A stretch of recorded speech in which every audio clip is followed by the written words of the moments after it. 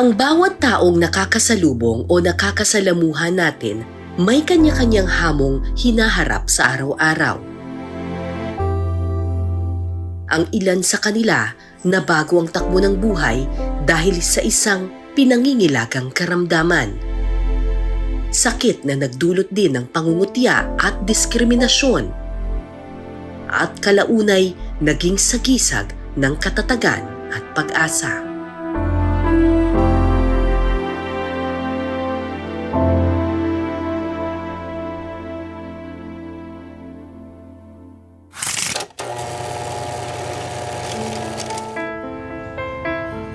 Nakilala ko ang 18 anyos na si Micael, di niya tunay na pangalan. Sa unang tingin, mukhang tipikal na binata si Micael, pero mabigat ang kanyang pinagdaraanan. Positibo si Micael sa Human Immunodeficiency Virus o HIV. Kailan mo nalaman na you are HIV positive? Nung 17 po ako. Yung 17? Opo. Paano mo nalaman? Kasi po nung time po na yun, nagkasakit po ako. Nilagnat po ako, bale, 1 month po nalagnat. So doon ko na po naisipan magpa-test kasi alam ko rin po sa sarili ko na active po ako sa mga sexual activities po, ganun. Menor de edad pa lamang si Micael nang magsimula siyang makipagtalik sa iba't ibang mga lalaki.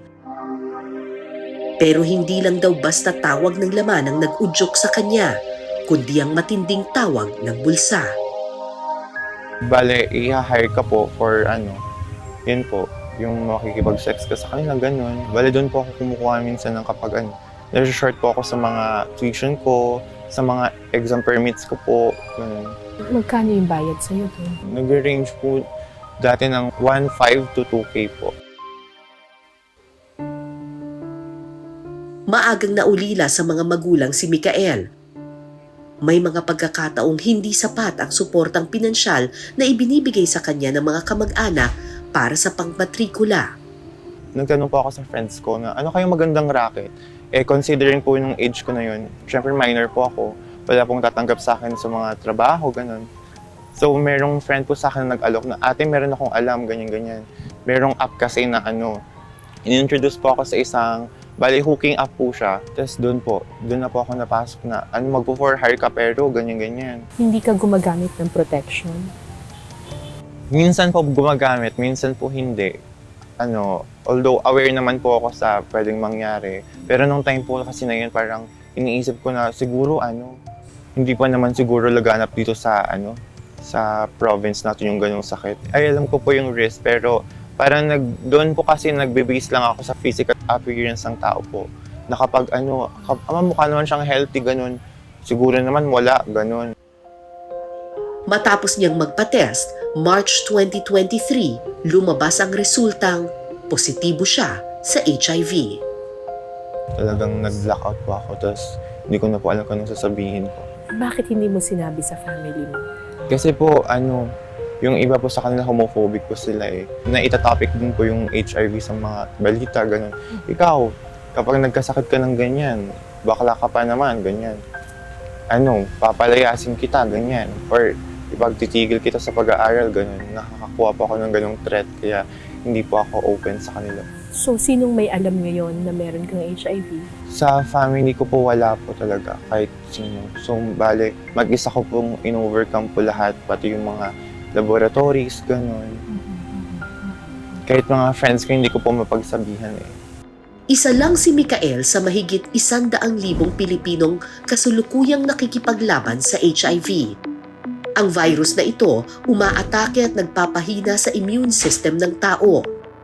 Kung hindi maaagapan, maaaring humantong sa komplikasyon na kung tawagin AIDS o Acquired Immunodeficiency Syndrome. Karaniwan itong nakukuha sa pakikipagtalik ng walang proteksyon tulad ng kondom. Maaari din itong makuha sa pamamagitan ng paghihiraman o pakikigamit ng karayom o injection. Para malaman kung ikaw ay HIV positive, may testing center sa bansa na nagbibigay ng HIV test ng libre. Gaya na lang ng government hospital na ito sa Pasig City. Good afternoon, ma'am. This is your consent form, meaning to say, every information na i-fill up nyo po dito prior to testing for HIV are all confidential. Okay. And all must be true. Sa araw na ito, magpapa-HIV test ako para malaman kung madali lang ba itong gawin. Medyo may mga questions na nakaka-shock kasi parang, sasabihin ko ba ito kasi very private. Pero ito pong consent form na ito ay, ano naman ito, confidential. So wala talagang ibang makakabasa except for yung counselor. May tanong pa po ba? Wala na po. Wala na po. Sige ma'am, kukunan na po namin kayo ng Okay. doon sa OPD laboratory. Okay na. po. Thank you. Okay, ma'am, ready na po? Mm-mm. Ilan ko pong tatlo niya kang malalim. 1, 2, 3. Pakidiin na tanong po.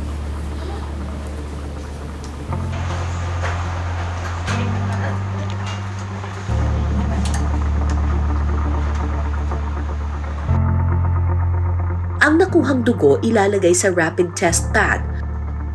At wala pang 10 minuto, may resulta na. So, ito, nakuha ko na yung result ko. Pag binibigay nila yung result, naka-envelope siya talaga, na ikaw yung una talagang makakabasa. So, based on my results, ang nakasulat, non-reactive. Ibig sabihin, negative ako for HIV. Sa ilang dekada nating kampanya para pigilan ang pagkalat ng HIV, masasabing epektibo ito dahil maraming bansa ang unti-unting nababawasan ang bilang ng kanilang HIV cases. Sa mga bansa sa Africa kung saan laganap ang HIV at AIDS noong 1980s hanggang 1990s, nagkaroon ng malaking pagbaba sa infection rate nitong nakaraang dekada. Gayon din sa mga bansa sa Asia, kabilang na ang mga kapitbahay natin sa Southeast Asia. Pero tila kabaliktaran ang nangyayari ngayon sa Pilipinas. Sa nakaraang dekada, dumami pa ang naitalang kaso ng HIV infection sa Pilipinas. Nangunguna tayo sa may pinakamataas na naitalang kaso sa Asia-Pacific region. Isa sa mga sinasabing dahilan nito ang social media na siyang naging daan din ng pagtaas ng sexual activities ng mga Pilipino.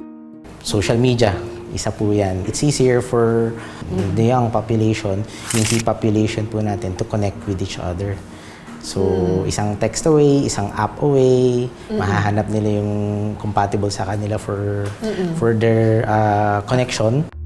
Isa pang dahilan ang hindi paggamit ng proteksyon sa pakikipagtalik. And then usually, hindi kasama dun sa exploration nila yung pagpoprotect nila pag-use ng condom. Pagkatapos nun, hindi rin sila nagpapatest. Hindi rin nagpapatest. And then, as they get to encounter, have more sexual encounters, Bakit mabisang solution sa ganitong problema yung testing? yeah. One of the targets, actually global targets po talaga, is yung tinatawag natin 95-95-95, which is 95 of those who have HIV knows that they are positive for HIV. Sa loob ng mahabang panahon, ang paggamit lamang ng kondom ang alam nating pangproteksyon sa pakikipagtalik. Pero bukod dito, isa rin sa mga isinusulong ngayon ay ang gamot na nagbibigay ng proteksyon para hindi ka mahawa ng HIV. Ang tawag dito, pre-exposure prophylaxis o PrEP. For the reimbursement? Nakilala namin ang call center agent na si Raymond. Hindi ako straight, I'm gay. So, yung preference ko as in terms of a partner is syempre lalaki. Pagkatapos ng shift niya sa BPO, si Raymond nagbabagong bihis at pagkatao. Hindi lang sa tunay na buhay, pati na rin sa internet. Ang call center representative na si Raymond nagiging G-boy. Ako po si Grindr Boy o G-boy, ang TikToker / content creator ng Santa Rosa, Laguna. So, ang ginagawa ko is more on porn video siya. So, hindi lang, kumbaga, magsisex totally kami nung kakolab ko. Mostly talaga male to male. Panahon ng COVID-19 pandemic nang magsimula sa paggawa ng adult content video si G-Boy. Dagdag kita rin daw kasi ito sa kanya. Pwede kang mag-post lang ng bagong video sa internet, tapos may magsusubscribe siya agad-agad. At dahil nga hindi gumagamit ng kondom si G-Boy sa ilan niyang videos, hindi niya kinakalimutang uminom ng PrEP nang sa gayon ay protektado pa rin siya mula sa posibleng pagkakahawa sa HIV. Year din na 2021 ako nag-start ng PrEP. Oo, mas parang confident ako na kumbaga parang dati kabado ako na ay nagpa-bareback ako, hindi ako baka magkasakit ako. Ngayon parang kumbaga sa 100% hindi ako magkaka-HIV kasi protected ako ng PrEP. Sa mga non-government organization o NGO na nagbibigay ng libreng testing at libreng HIV treatment, libre ka ring makakakuha ng PrEP. 2012 nang maimbento ang PrEP para sa HIV sa Amerika. 2017 naman nang unang magkaroon ng rollout nito sa Pilipinas. Ang pag-inom naman ng PrEP, madali lang. For anyone na feeling nila mataas yung risk nila, madalas silang makipag-sex, or sila yung tipong spontaneous ang sexual activities, pwede silang uminom on a daily basis. Iinom sila 1 tablet once a day for at least 7 consecutive days before a sexual engagement, and then they'll have to continue that 1 tablet once a day until kung magkaroon man sila ng sexual activity, they have to make sure meron pa rin sila naiinom up to 7 days after the last sex. Applicable ito for everyone. Ang purpose nito is para mapigilan na makapasok yung HIV sa katawan nila. PrEP can protect a person up to 99% even in the absence of condoms. Para naman sa mga nagkaroon na ng HIV, hindi pa ito ang katapusan ng mundo. Sa panahon ng modernong medisina, hindi pa rin naiimbento ang lunas para tuluyang mapuksa sa katawan ng isang pasyente ang HIV. Pero meron ng gamot para mapigilan ang pagdami ng virus sa ating katawan. Ito ang tinatawag na antiretroviral therapy o ART. Kailangan itong inumin agad ng pasyente araw-araw oras na ma-detect na siya ay positibo sa HIV. Sa loob ng higit kumulang 6 na buwan, pwede na niyang marating ang status na undetectable. Ibig sabihin, sa sobrang baba na ng virus sa kanyang katawan, hindi na siya makakapanghawa pa sa iba. Ito ang gamot na iniinom ngayon ni Mikael. Umaasa siyang mararating din niya ang undetectable status kalaunan. Bali, everyday ko po siya iniinom at the same time kasi strict po yung oras nun eh. Hindi po pwedeng mag-skip kasi sabi po ng doctor, pwede raw pong maging resistant yung virus sa gamot once na paiba-ibang oras ko po siya tinitake. So, religiously ko po siyang tinitake. Okay. Tapos, libre yon. Opo, libre po siya. Bali, pumupunta lang po ako dun sa treatment hub kapag paubos na po. Pero bukod sa mga dumadami ng kaso ng HIV sa Pilipinas, isa pang nakababahala ay pabata ng pabata ang mga nahahawa nito. Ayon sa datos ng Department of Health, dumarami na rin ang kaso ng mga menor de edad na HIV positive. Si Mikael, 17 years old lamang nang malaman niyang positibo siya sa sakit. Nahirapan din siyang makakuha ng gamot dahil sa limitasyon para sa mga menor de edad na nakasaad sa ating batas. Parang ang dami ko pong kinomply, pabalik-balik po ako dun. Dahil nga po nung time na yun, minor pa po ako. Ayon kasi sa Philippine HIV and AIDS Policy Act, HIV testing lang ang malinaw na pwedeng gawin ng mga edad 15 to 17 nang walang consent ng mga magulang. Hindi malinaw sa batas ang access ng mga menor de edad sa iba pang mga serbisyo na may kinalaman sa HIV primary care gaya ng ART, PrEP, at pati ang pagbili o pagkuha ng libreng kondom. Base rin naman sa mga datos na meron tayo sa Pilipinas, as young as 12 to 15 years old, nakakaroon na ng sexual debut o yung unang sexual engagement. And then yung time lang na makakapag-access sila ng condom is only around 18 years old and above. Kasi nandun pa rin na ang pwede lang bumili ng condom ay 18 pataas. No, kung titingnan ngayon natin, kung ang age na nagkaka-sex is by age 14, 15, makaka-access lang ng condom by 18, ito yung tinatawag nating condom lag. So aktibo sila sa sex pero wala silang access sa mga prevention. Hinihiling din ng mga HIV awareness advocate na amyendahan ng batas na ito nang sa gayon mapayagan ng mga menor de edad para sa mga ganitong uri ng serbisyo. Dapat ding sumunod sa pagbabagong yon yung mga intervention such as access to condoms. So that's one, that's good, providing free condoms. However, yung kunyari ayaw kumuha ng free condom, gusto bumili, limited sila by that age. Yung iba naman, gustong mag-PrEP even at a young age. So unfortunately, since limited yung mga guidelines into age, na kailangan 18 and above, hindi ngayon naa-allow magbigay ng PrEP sa young age group.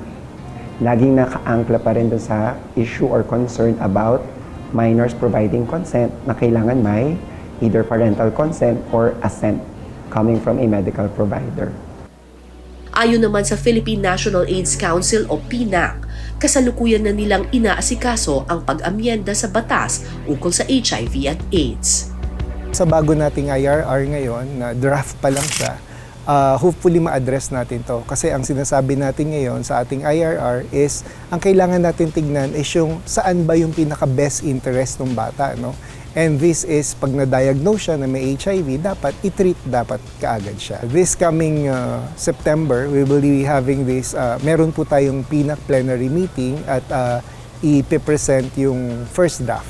So kung meron pa mga input or any information from other government agencies at ibang partners, baka medyo tumagal pa ng konti. Pero ang target natin within this year is matapos yung bagong IRR.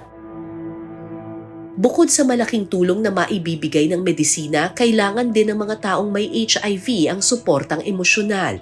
Hindi rin basta-basta ang epekto ng HIV sa mental health ng mga pasyente, lalo pat lagana pa rin ang diskriminasyon sa mga taong may HIV.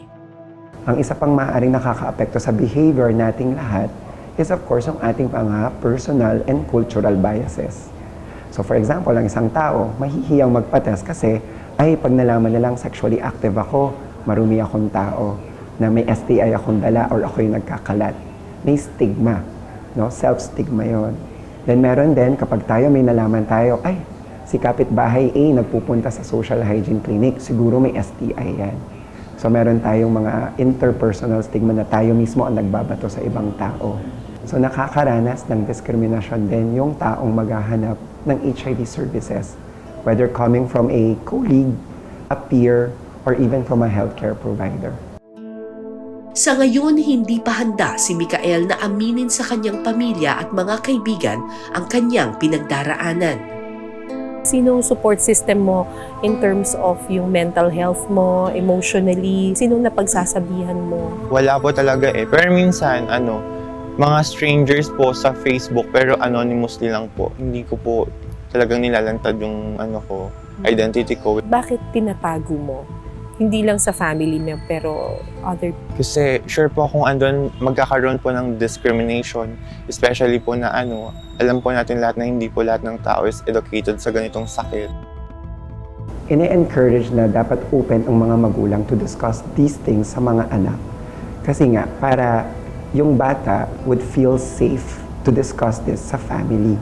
So providing a safe space talaga for people, regardless of age, lalo na sa mga bata, ito yung mag-encourage sa kanila to keep the communication open. And if mag-open sila sa atin, mas matutulungan natin sila on how to keep themselves protected. Not just for HIV, but even for their own sexual health. Kulay pulang laso. Ito ang simbolo ng kamalayan sa HIV. Simbolo ito ng suporta para sa mga taong nakikipaglaban sa nasabing karamdaman. Sana kalaunan maging sagisag din ito ng tagumpay natin sa pagpuksa sa pinangingilagang sakit na ito. Maging paalala rin sana ito na mas pairalin pa natin ang bukas na pag-iisip at pag-unawa sa pinagdaraanan ng iba. Dahil suporta ang kailangan nila at hindi panghuhusga. Ako po si Cara David. Ito ang Caradox, ang kwento sa bawat numero.